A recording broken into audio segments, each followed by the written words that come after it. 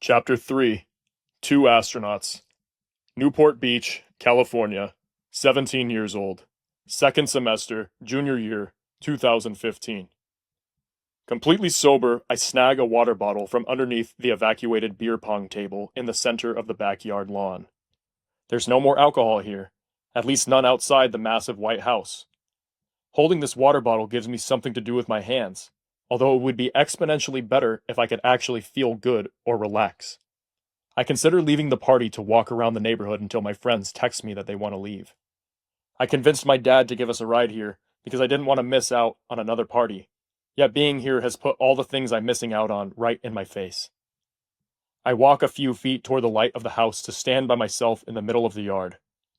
Through the windows, I can see everyone inside, tightly packed, shoulder to shoulder. Many people who were out here when I first stepped through the backyard gate have since gone inside the house hunting for alcohol, including my friends. I stand in the middle of the lawn, holding my water bottle as if I found purpose in life and something to do at this party. I've got this chest-wrenching black pit. I don't know why I came. I knew I would be intimidated. I knew I would not mix. While everyone crowds around one another inside, I remain in a circle of solitude. The depression I have been suppressing is welling up again. There's a commotion by the side gate of the backyard. A group of popular kids are slapping hands with two newcomers to the party. The popular kids seem to have a magnetic fascination with the newcomers. The guys in the group greet the two newcomers, while their girls observe from behind them. The two newcomers are like men on a journey. They appear to have traveled through the jungle, or the swamp, or space in some important journey of discovery. I recognize these two. The newcomers are in my grade, and are a lot more laid back than most guys from the wealthy beach towns. I step a little closer to the astronaut voyagers to inspect them. Having no one else to talk to, I may have just found a potentially interesting conversation. The taller one, Sam, takes down cigarette after cigarette as a starving man would his only sustenance. One of the Newport kids pulls a pack of cigarettes out from his back pocket and gives the voyager the entire pack. It is a gesture of providing a warm meal for a man wearied from a long, exhausting journey that must continue. Sam holds up an empty pack of cigarettes as if it is a trophy.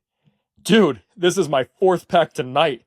I've never smoked so many cigarettes in my life. Oh man, that's awesome. You guys are gonna get lung cancer for sure. The shorter one, Jake, is overstimulated. There are too many people around him, and too much is happening. Though he is more overwhelmed, he is also far more engaged with his surroundings than Sam is. Sam chain smokes to curb his nerves so that he might float just above whatever wide-eyed Jake is swimming in. The group's curiosity for the Voyagers compels me.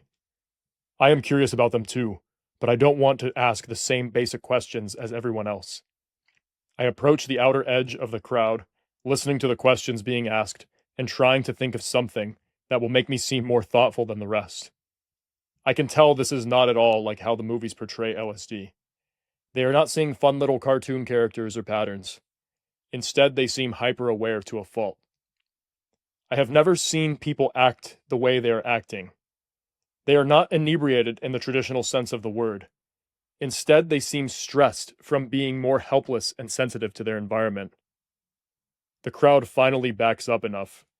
The two fried travelers huddle together near the brick wall, still barely removed from the back gate, refueling their bodies with nicotine. A few people ask them questions. I walk up to them through the thinner edge of the slightly dispersed crowd. Sam isn't looking in my direction, so I look at Jake, hoping to make eye contact. I ask my question loud enough for both to hear. Is it like the dimensions are blending?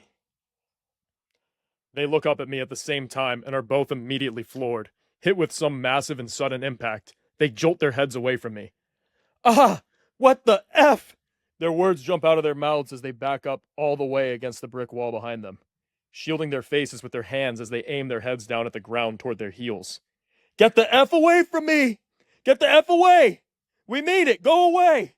You're tripping me out, man!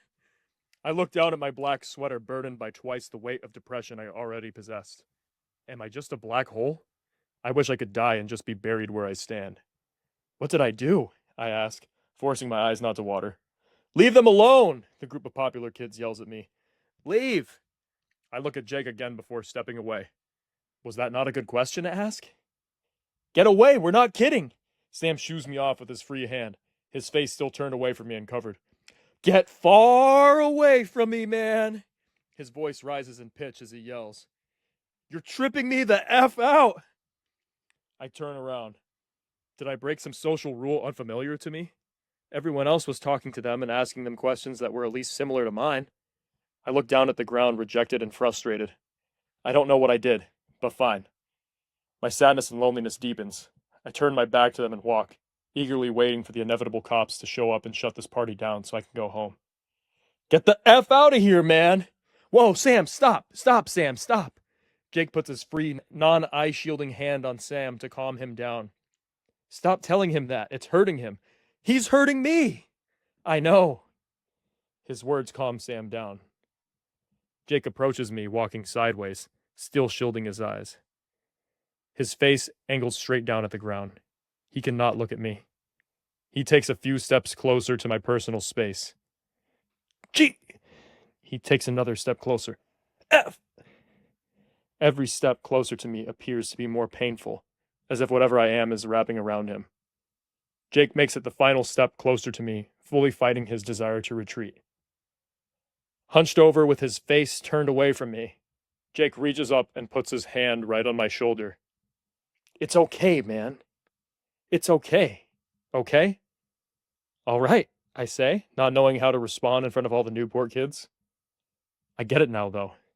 As overly simple as his words seem, I know what he's doing. The two of them are being affected by some kind of osmosis of feelings. They are absorbing my dark depression. Jake pulls his hand off me and scrambles back over to Sam, who is still pinned against the wall with his face turned away from me. As I back away further, the two of them shake off the heebie-jeebies. I already felt bad enough before. I didn't need that whole episode to isolate me more. At the same time, I find it so perplexing that I have this effect on them. How much are they able to take in while in their Voyager state?